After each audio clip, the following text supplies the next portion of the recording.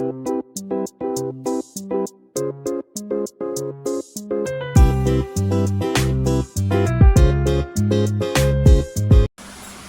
Kitchen मध्ये नमस्ते. मी बनवते सोयाबीनची भाजी.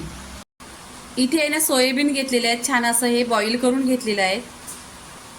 वर तवा ठेवलेला आहे. आपण आहे ना आता इथे मसाला भाजून घ्यायचा आहे. इथे खोबरा सुका 1 वाटी घेतलेला आहे, छान असा आहे ना गोल्डन कलर करून घ्यायचा.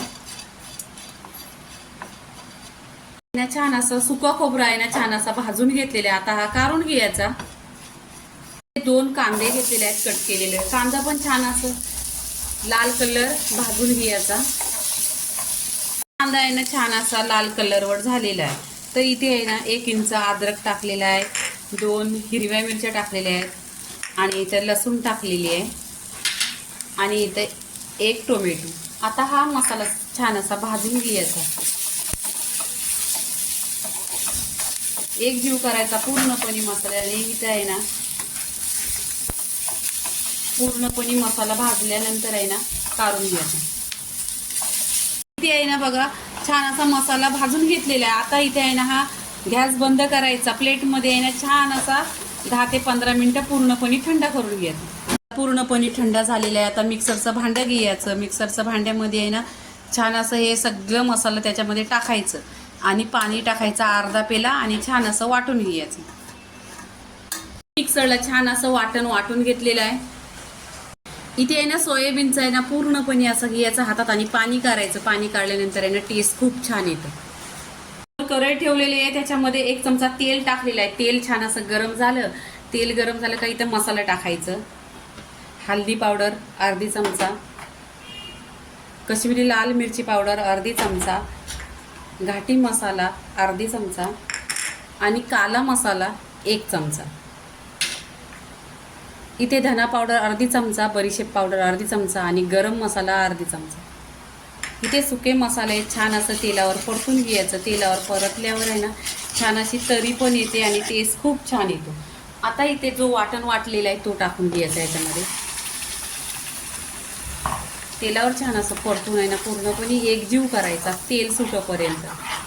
आणि अशी भाजी बनवली ना तर खूप टेस्टी होते. पहा इथे छान अशी तरी आलेली आहे.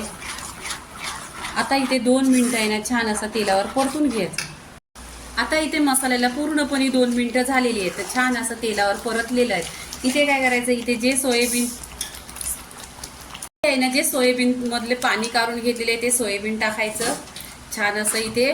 आता तुम्हाला जर वाटलं की याच्या भाजीमध्ये पाणी ओतायचं तर पाणी ओतायचं, नाही तर सुकी भाजी पण छान लागते. इथे मी 1 ग्लास पाणी टाकणार आहे. हा पाणी आहे ना पूर्णपणे कोमट करून घेतलेला आहे.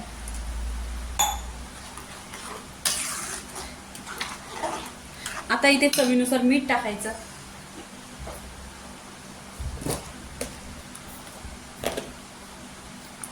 चवीनुसार मीठ टाकल्यावर छान असं मिक्स करायचं. पूर्णपणे मिक्स झालं. मिक्स झाल्यानंतर आहे ना इथे ढक्कन लावायचा.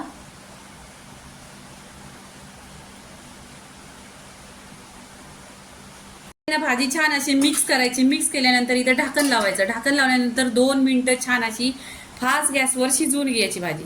2 मिनिटं पूर्णपणे झालेली आहेत पहा इथे. आणि छान अशी भाजी झालेली आहे. आता वरून कोथिंबीर टाकायची. गॅस बंद केलेला आहे. पहा एकदम घट्ट आणि खुशबू पण खूप छान येतो. तर इथे रेसिपी पूर्णपणे झालेली आहे. आता इथे आपण आहे ना प्लेटमध्ये काढून घ्यायचं. ते पहा प्लेटमध्ये आहे ना भाजी काढून घ्यायची. छान अशी गरम गरम भाकरीची, बाजरीच्या भाकरीची का चपातीची 1 नंबर लागते. आणि इथे आहे ना पूर्णपणे रेसिपी झालेली आहे. लाईक करा, शेअर करा, सबस्क्राईब करा आणि नेहमीच खात राहा. धन्यवाद.